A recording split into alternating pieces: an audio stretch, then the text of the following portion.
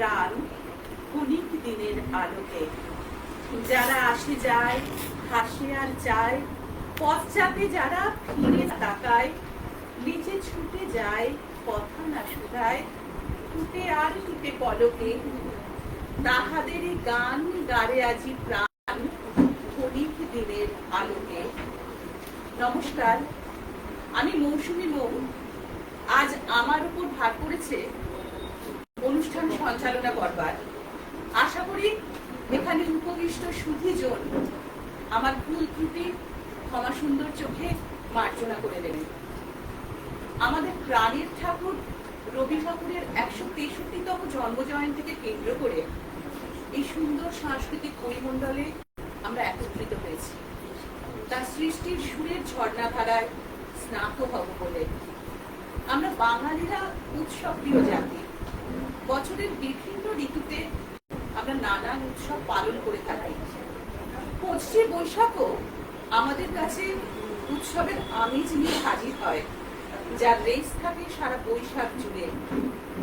আর একমাত্র এই উৎসবে কোনো ধর্মীয় উপাচার লাগে না, শুধু সুর, বাণী আর অনুভব, অর্থাৎ মানুষের শুভ চেতনা,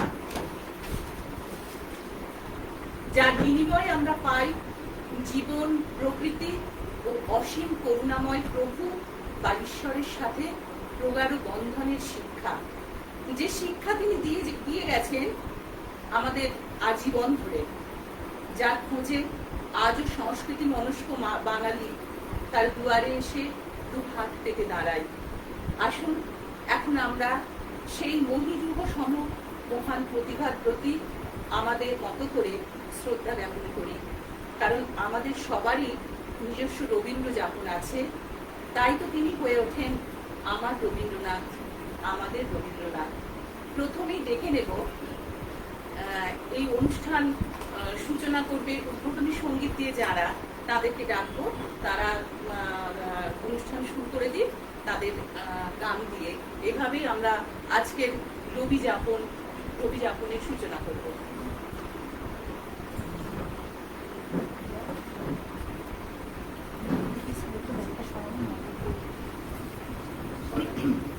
কলা কৌমুদীর ছাত্রছাত্রীরা এখানে উদ্বোধনী সঙ্গীত গাইবেন।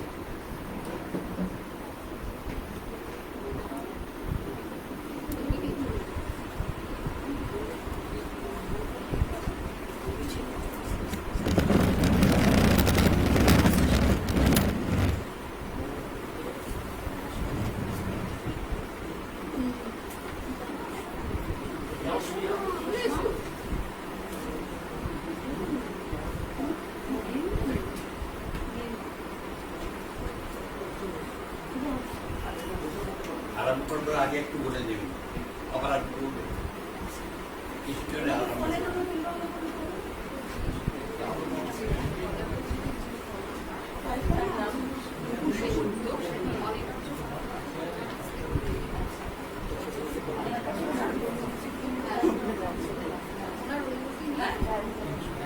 একটু বলে নিই, কলা কৌমুদীর কর্ণধার নুপুর ভট্টাচার্য, নুপুর সেনগুপ্ত, ওনার অনুমতি নিয়েই অনুষ্ঠান শুরু হচ্ছে, কারণ উনি অনিবার্য কারণে আসতে একটু দেরি করছেন, সেই জন্য ওনার অনুমতি নিয়েই আজকের অনুষ্ঠানের সূচনা হচ্ছে।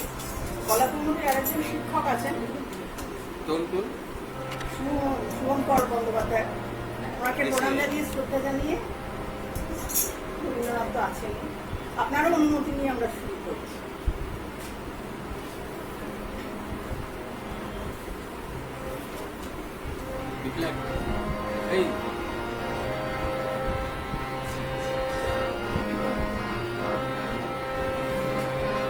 আমায় খবরে খবর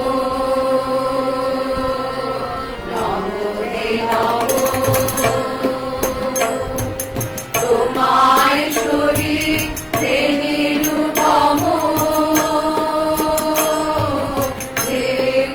রসে চিত্ত মম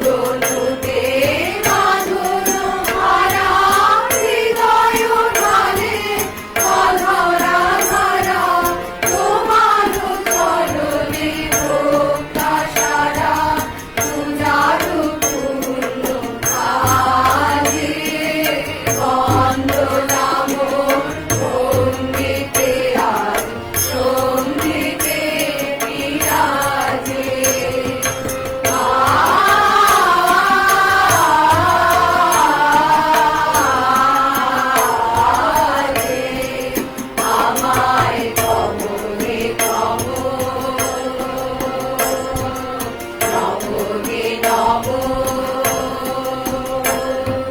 তোমায় শরীর দেহি রূপম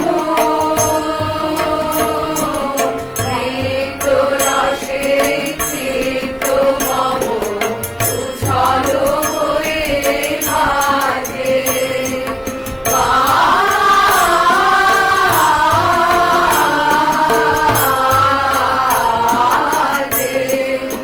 আমায় খবরে খবর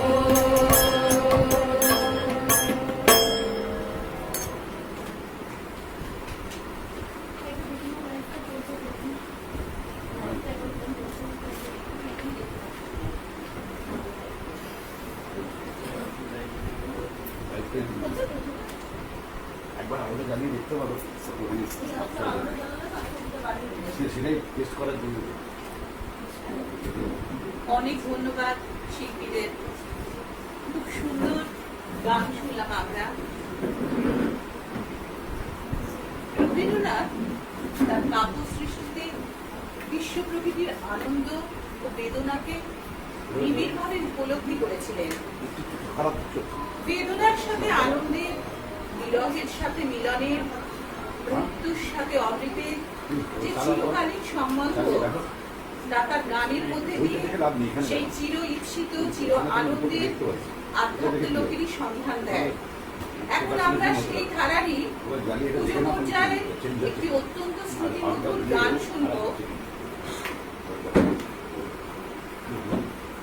শিল্পী রুবি গাঙ্গুলি ও তার কন্যা তিয়াস গাঙ্গুলির কণ্ঠে। দিদিকে বলবো, তিয়াসকে বলবো এখানে আসতে।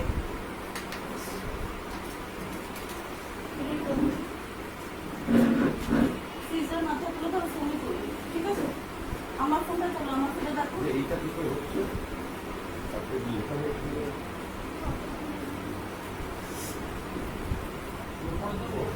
এটা সুবিধা হয় তো?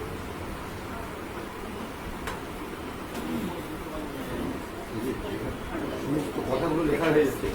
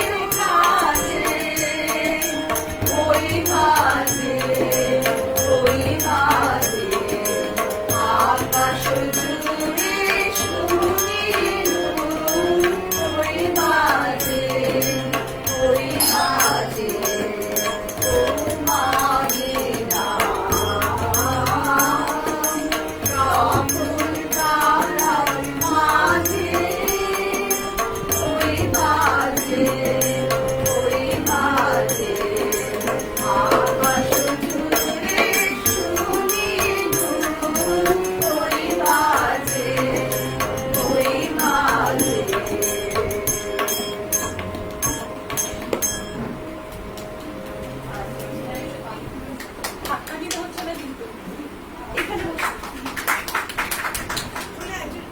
দিদি চলে আসো।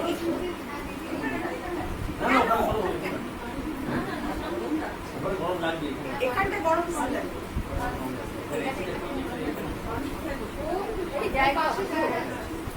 ভালো না হলে হবে না। ওদিকে খাটে দিবি নাকি? হ্যাঁ, এই চলে। ওই ব্রিজের পাশে একটা চেয়ার আছে, ওখানে টিকে আছে। এই চলে, বাবু, চলে। ওইখানে দুটো রয়েছে, দুটো চেয়ার। এখানে বাচ্চাদের এখানে উঠে আয়। বাচ্চাদের উপরে তুলে দিই এখানে চলে আয়। বাবু হয়ে বসে এই ঘুরতে এদিকে চলে আয়। না, ওর নাম ভ্রমণ। কেন ঘুরতি তো ওটা আপনার? চলে যাবে তাহলে গান করলে এই যে, জিলেটের নাকি? দাঁড়া। দিদি আমাকে সেট করে দিয়েছিল। হ্যাঁ, হ্যাঁ।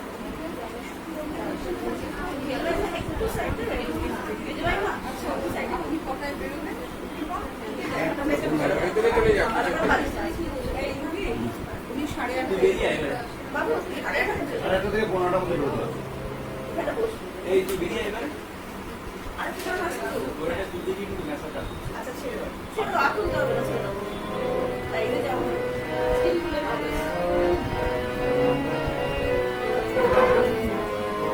হয়ে যাবে তুমি মোরো ভালো মোরোই কামারে হৃদয় মম চালো চালো পাবে তোমার গানে পাবে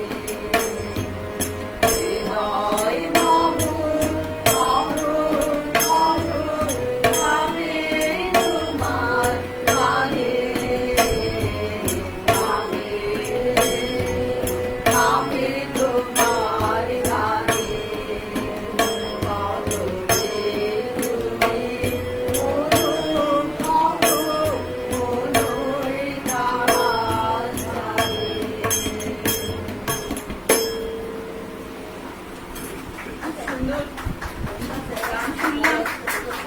অনেক ধন্যবাদ দিনকে এবং তিয়াসকে।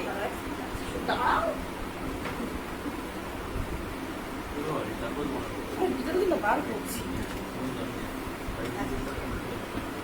আজি প্রভাতে রবির পর কেমনই পশিল প্রাণের পর, কেমনই পশিল প্রভাত আধারে প্রভাত পাখির গান।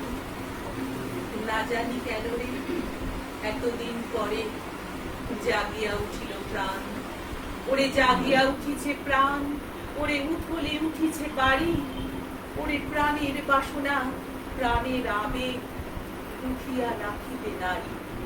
একটু স্বাদ বদল হোক। এবার আবৃত্তি পরিবেশন করবেন শুক্লা দাস। শিল্পীকে এখানে আসার জন্য আমন্ত্রণ জানাই।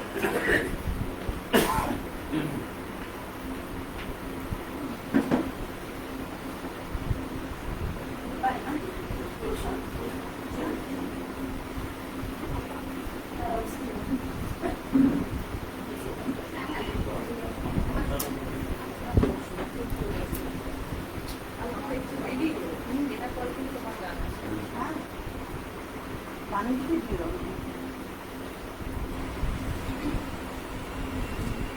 নমস্কার। কবি প্রণামিনীর সুন্দর সন্ধ্যায় সকলকে আমার ভালোবাসা এবং শুভেচ্ছা জানিয়ে প্রণাম বড়দের প্রণাম জানিয়ে আমি নিবেদন শুরু করছি। আমার নিবেদনে প্রথমে রয়েছে গীতাঞ্জলি 5 নম্বর কবিতা।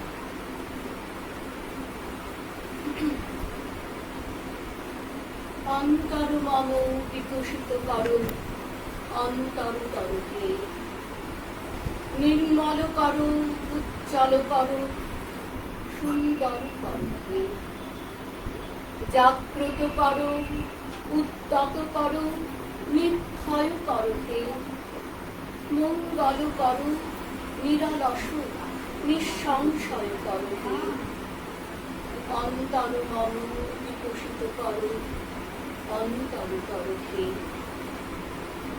যুক্ত করকে সবার সঙ্গে, মুক্ত করকে বন্ধ, সঞ্চার করো সকল কর্মে শান্ত তোমার ছন্দ। চরণ পদ্মে মম চিতু নিস্পন্দিত করকে নন্দিত করো, নন্দিত করো, নন্দিত করকে অন্তর মম বিকশিত করো, অন্তর তরকে। আমার পরে নিবেদন বাণী লিপিকা থেকে।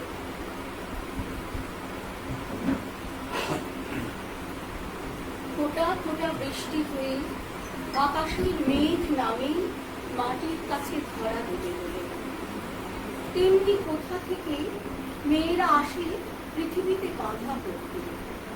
তাদের জন্য অল্প জায়গার জগৎ, অল্প মানুষের, ওইটুকুর মধ্যে আপনার সবটাকে ধরানো চাই। আপনার সব কথা, সব ব্যথা, সব ভাবনা।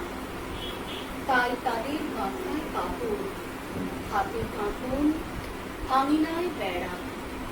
মেয়েরা হল সীমা শর্তের ইন্দ্রাণী।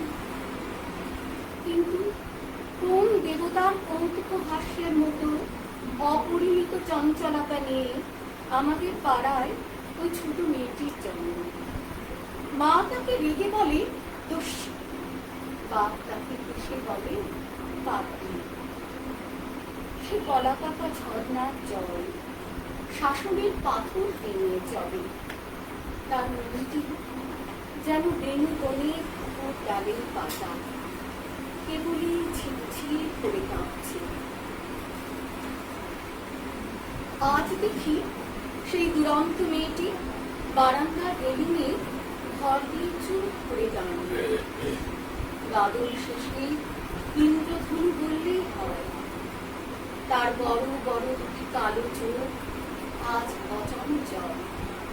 তমালের ডালে বৃষ্টির দিনে ডানা ভেজা পাখির মতো। ওকে এমন স্তব্ধ আর কখনো দেখিনি। নদী যেন চলতে চলতে এক জায়গায় এসে থমকে সরবর হয়েছে। কিছুদিন আগে রৌদ্র শাসন ছিল প্রখর, দিগন্তের মুখ বিবর্ণ, গাছের পাতাগুলো শুকনো, ফুল থেকে হতাশ শ্বাস। এমন সময় হঠাৎ কালো আলু থালু পাগলা মেঘ আকাশের কোণে কোণে তাঁবু ফেললে। সূর্যাস্তের একটা রক্ত রশ্মি খাপের ভিতর থেকে তলোয়ারের মতো বেরিয়ে এলো। অর্ধেক রাত্রে দেখি দরজাগুলো খড় খড় শব্দে কাঁপছে। সমস্ত শহরের ঘুমটাকে ঝড়ের হাওয়া ছুটি ধরে ঝাঁকিয়ে দিলে। উঠে দেখি গলির আলোটা ঘন বৃষ্টির মধ্যে মাতালের খোলা চোখের মতো দেখতে। আর গির্জার ঘড়ির শব্দ এলো যেন বৃষ্টির শব্দের জাদুর মূল্য। সকালবেলায় জলের ধারা আরো কমে এলো, রৌদ্র আর উঠল না। এই বাদলায় আমাদের পাড়ার মেয়েটি বারান্দা রেলিং ধরে চুপ করে দাঁড়িয়ে। তার বোন এসে তাকে বললে, মা ডাকছে। সে কেবল সবেগে মাথা নাড়ল। তার বেনি উঠল তুলে, কাগজে নৌকো নিয়ে তার ভাই হাত ধরে টানলে। সে হাত ছিনিয়ে নিলে, তবু তার ভাই খেলার জন্য টানাটানি করতে লাগলো। তাকে এক কাপড় বসিয়ে দিল।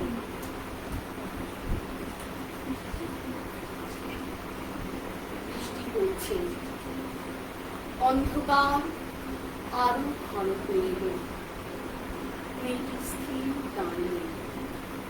আদি যুগে সৃষ্টির মুখে প্রথম কথা জেগেছিল জলের ভাষায়, হাওয়ার কণ্ঠে। লক্ষ কোটি বছর পার হয়ে সেই স্মরণ বিস্মরণের অতীত কথা আজ বাদলার কলস্বরে ওই মেয়েটিকে এসে ডাক দিল। ও তাই সকল বেড়ার বাইরে চলে গিয়ে হারিয়ে গেল। কত বড় কাজ, কত বড় জগৎ, পৃথিবীতে কত যুগে কত জীবলীলা। সেই সুদূর, সেই বিরাট, আজ এই দুরন্ত মেয়েটির মুখের দিকে তাকালো মেঘের ছায়ায়, বৃষ্টির কবে শব্দে।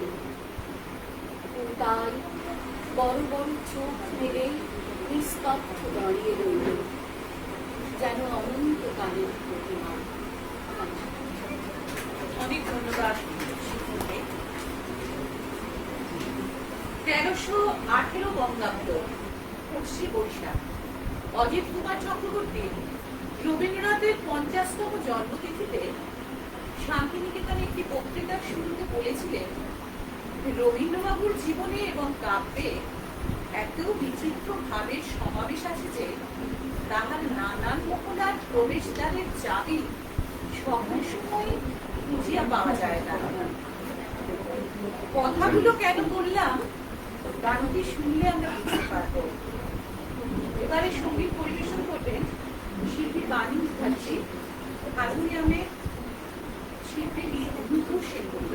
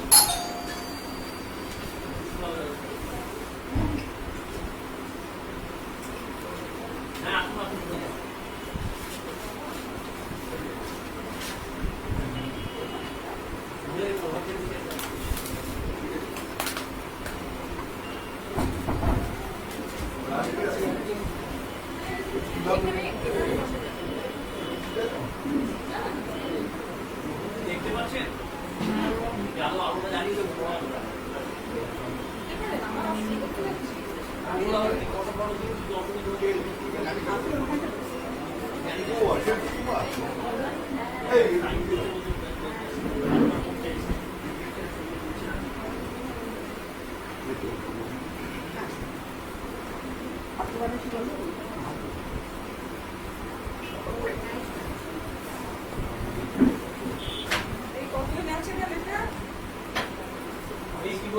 হ্যাঁ, আছে। হ্যাঁ। কিছু বলছেন?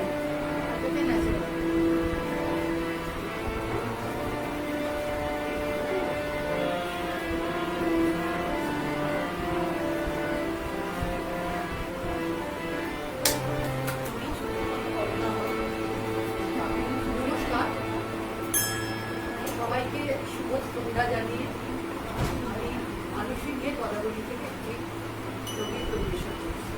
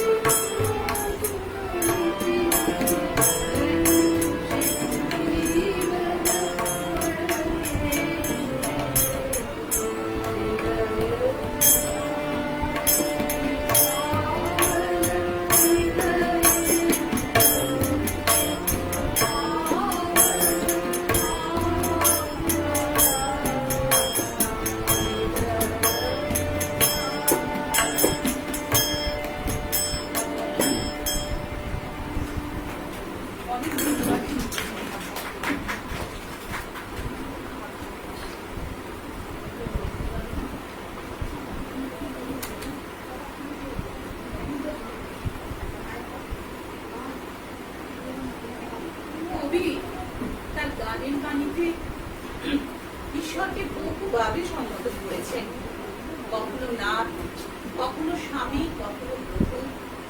পূজা পর্যায়ের গান পর্যালোচনা করলে তার কর্মবোধ, পথ চলার শক্তি ও মানব জীবনের উত্থান পতন, বিয়োগ বেদনার প্রতিবিম্ব ভেসে ওঠে। ঈশ্বরের সঙ্গে মানব মনের যে ভিন্ন ভিন্ন রূপে প্রতিনিয়ত যোগসূত্র ঘটে, সেটি এ পর্যায়ে গানের বাণীর মধ্যে দিয়ে প্রকাশিত। এবার এরকমই একটি পূজা পর্যায়ের গান শোনাবেন শ্রীমতী ভূমি গাঙ্গুলী।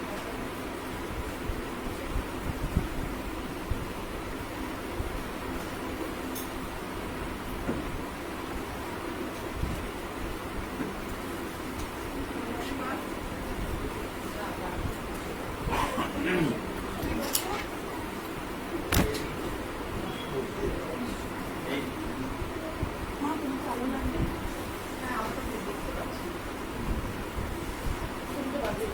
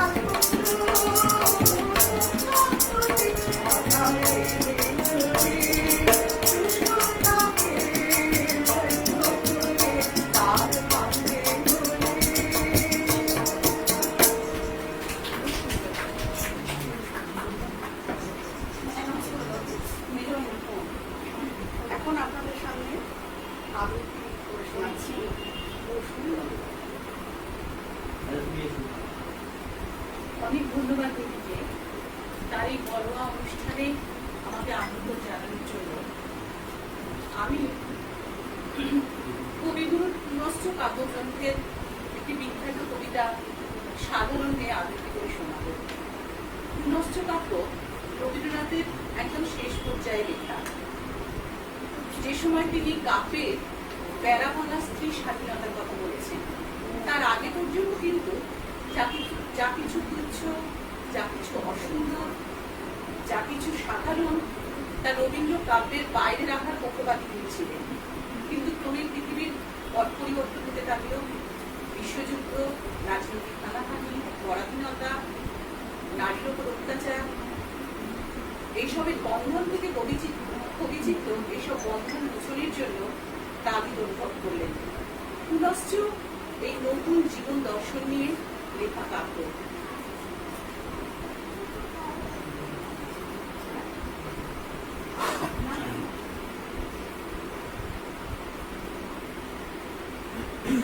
সাধারণ মেয়ে। আমি অন্তঃপুরের মেয়ে, চিনবে না আমাকে। তোমার শেষ গল্পের বইটি পড়েছি শরৎবাবু, বাসি ফুলের মালা। তোমার নায়িকা এলোকেশী মরণ দশা করেছিল 35 বছর বয়সে। 25 বছর বয়সের সঙ্গে ছিল তার রেশারেশি। দেখলেন তুমি মহোদশায় বটে, জিতিয়ে দিলে তাকে। নিজের কথা বলি, বয়স আমার অল্প।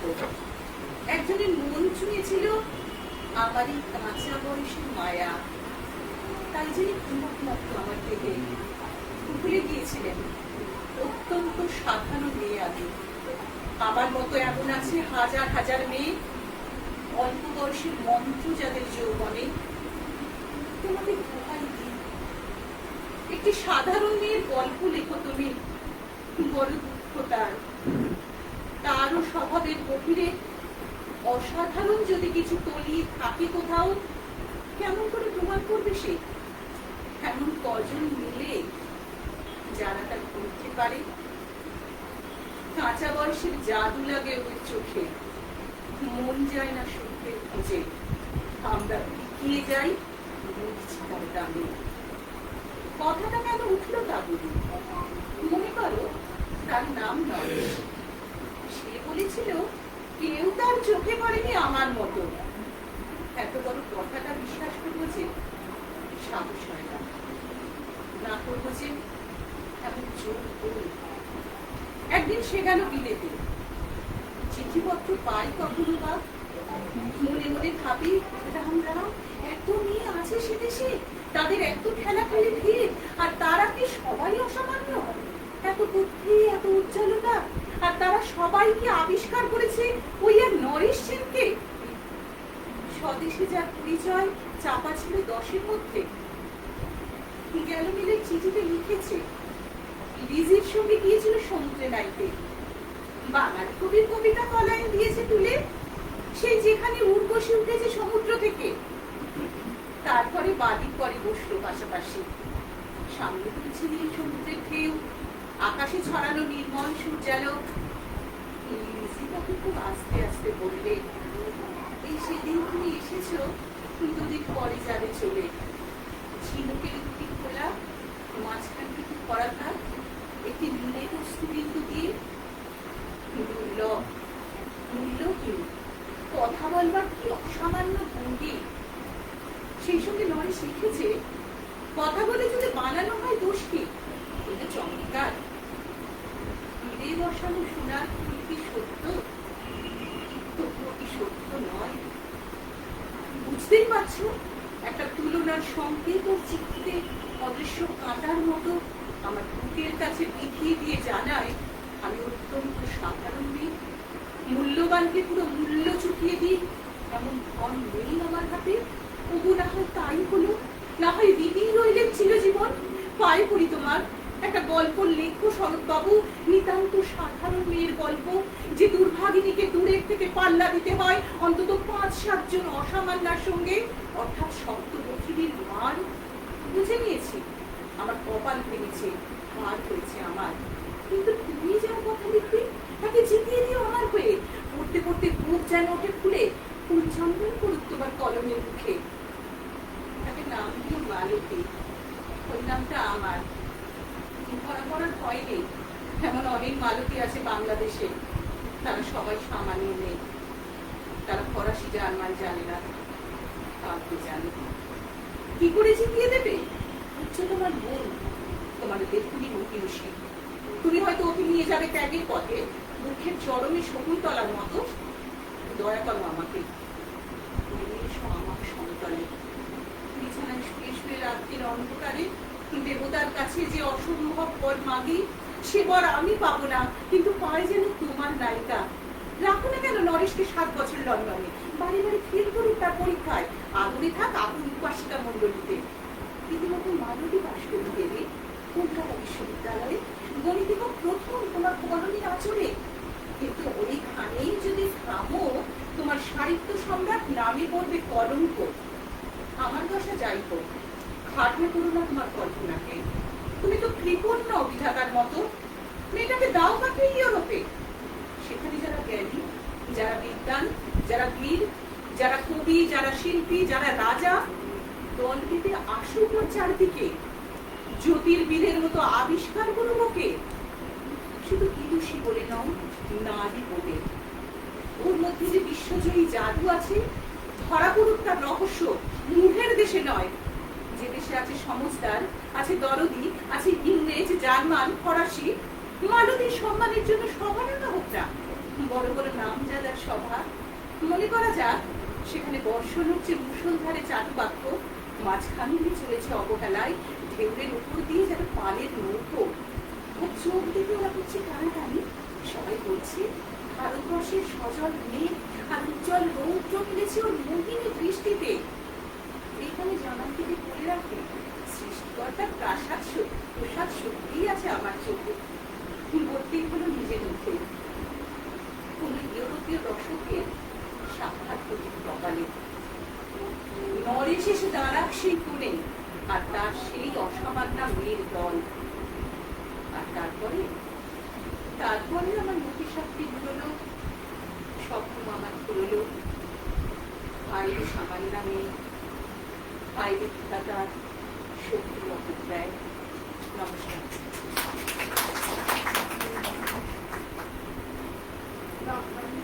আর আনতে হবে না, আমি যাচ্ছি। এবারে শিল্পী, এবারে গান শোনাবে শিল্পী অভিনন্দিতা বাণী দাস। আচ্ছা, এবারে গান শোনাবে বাণী দাস। শিল্পীকে এখানে আসার জন্য আমন্ত্রণ জানাই।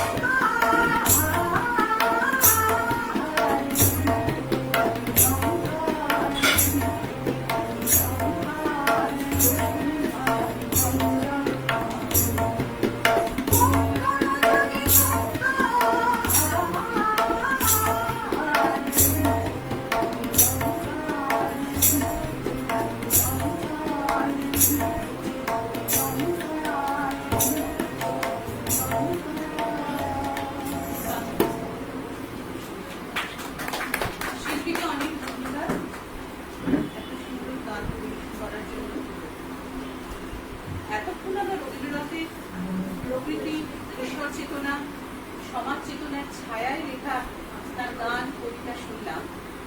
রবীন্দ্রনাথের লেখনীতে আমরা জানি শিশুরাও যথেষ্ট গুরুত্ব পেয়েছে। শৈশব মানুষের জীবনে খুবই স্পর্শকাতর, খুবই ব্যক্তিগত জায়গা। জীবন স্মৃতি থেকে জানা যায় আমাদের এক চাকর ছিল, তার নাম শ্যাম। সে আমাকে ঘরের একটি নির্দিষ্ট স্থানে বসাইয়া আমার চারিদিকে ঘড়ি দিয়া বন্দি কাটিয়া দিত। গভীর মুখ করিয়া তর্জনী করিয়া বলিয়া যাইত, বন্দির বাহিরে গেলে ভীষণ বিপদ। নিয়মের প্রাচীরে বন্দী রবীন্দ্রনাথের শৈশব মোটেও সুপ্রস্মৃতিবহুল ছিল না। তাই বোধহয় তার রচনায় ছোটদের জীবনের মুক্তির আনন্দ, অসীম স্বাধীনতার আকাঙ্ক্ষা বারবার ফিরে ফিরে আসে। কবির কল্পনার জানায় ভর করে শিশুরা অবলীলায় রবি ঠাকুরের সাথে বন্ধুত্ব পাঠিয়ে নেয়। সহজ পাঠে সহজ ছড়া দিয়ে যার শুরু। এখন আমরা দেখে নেব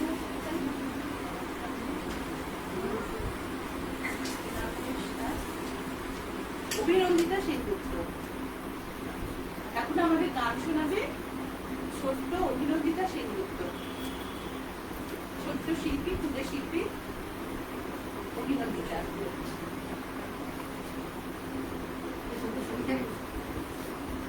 আমার লাইটটা কি তবু কি অসম্ভবের বললেন লাইটটা জ্বালিয়ে দেবেন লাইটটা কম হচ্ছে